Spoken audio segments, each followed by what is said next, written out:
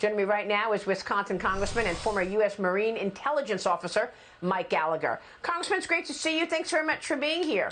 So what are your thoughts on this power grab, this land grab by a Chinese company close to an Air Force base? Are there concerns, real worries about surveillance from communist China? There are massive concerns. A few years ago, we revised and modernized the Committee on Foreign Investment in the United States specifically because of these concerns. We tried to give the CFIUS process the authority to take a look at transactions like this, where you have a potentially hostile foreign power or a company that's effectively controlled by the Chinese Communist Party buying up real estate near sensitive military assets. We think that is worth some scrutiny, and this particular case reignites those concerns. We don't want a company that is effectively at the beck and call of the Chinese Communist Party, our foremost adversary, to have that type of leverage here domestically in the United States. And so it raises the question, did the CFIUS process look at this? Where did it go wrong? Where do we not have sufficient authorities to start to take a look at things like this? So it's done then. I mean, is there anything to do now? What are you going to do about it? Certainly in Congress, we can do an investigation.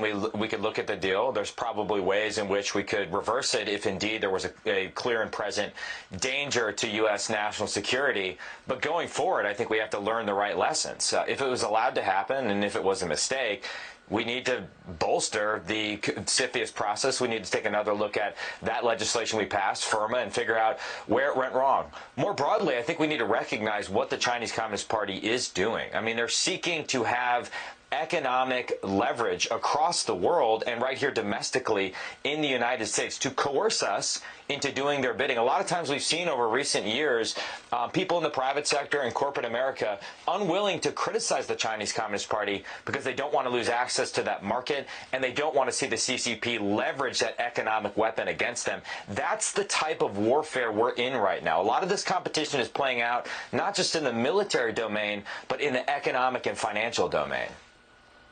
Well, it feels like Joe Biden tiptoes around the CCP every day. I mean, look, I don't understand how this can happen. It wouldn't happen in China. That I can tell you for sure. They have deemed certain industries off limits to foreigners. They won't allow a foreigner to buy anything near any Air Force base, that's for sure. And now China issued a warning to House Speaker Nancy Pelosi after Pelosi reportedly outlined her plans to visit Taiwan next month. The CCP says it will take resolute and forceful measures if she goes to Taiwan. And then you've got President Biden saying that the U.S. military thinks the potential trip is not a good idea right now. What is he doing, playing right into what the CCP is saying? Why can't Nancy Pelosi go to Taiwan? Apparently, the CCP's coercion is working on the President of the United States. This is in contradiction to the purpose of the Taiwan Travel Act, which sets U.S. policy as explicitly promoting interaction between high-level officials and Taiwanese officials. Americans are allowed to travel to Taiwan. There's no reason why the Speaker of the House shouldn't be allowed to travel to Taiwan. But allegedly, the Secretary of Defense and the President of the United States don't want her to go because they fear provoking China. Fear is what governs all of their foreign policy instincts. It's why they're so slow to provide assistance to the Ukrainians, and now they're so slow to get tough on China. They're afraid of provoking.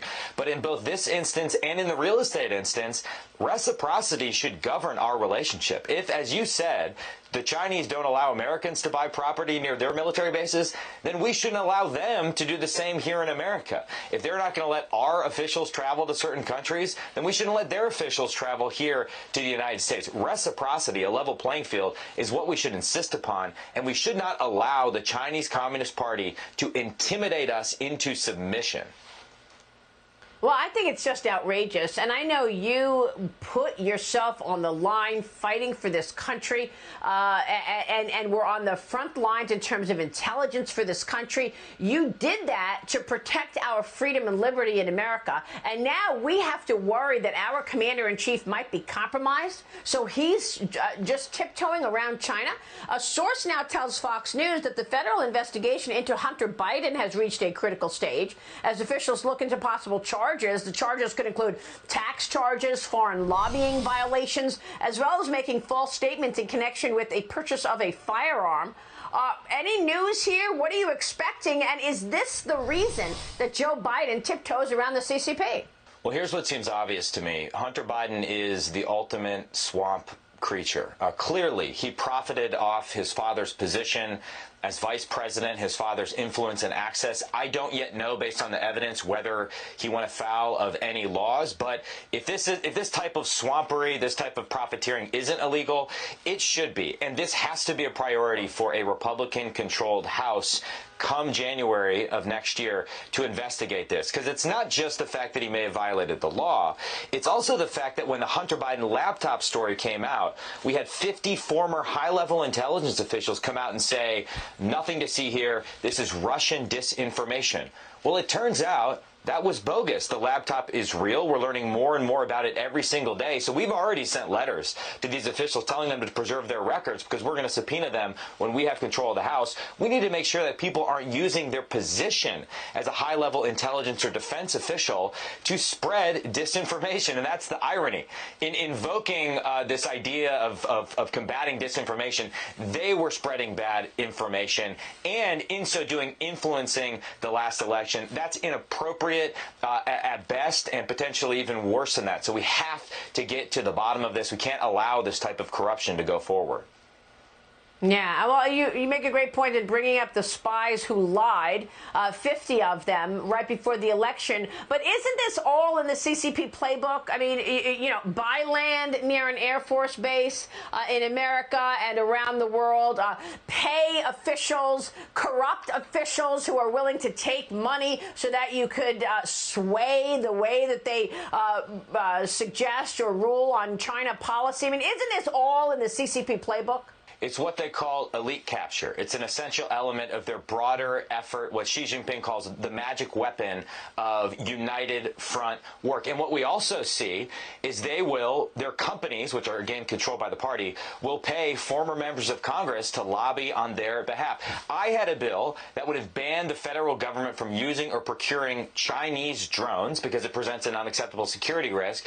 But this high-priced lobbying firm was hired by the Chinese in order to go around Capitol Hill in order to kill the bill. In fact, co-opting law enforcement officials to go to the offices of members of Congress in order to kill the bill. They are weaponizing the D.C. swamp against us. They are using it in order to advance their interests, and that's something we need to wake up to.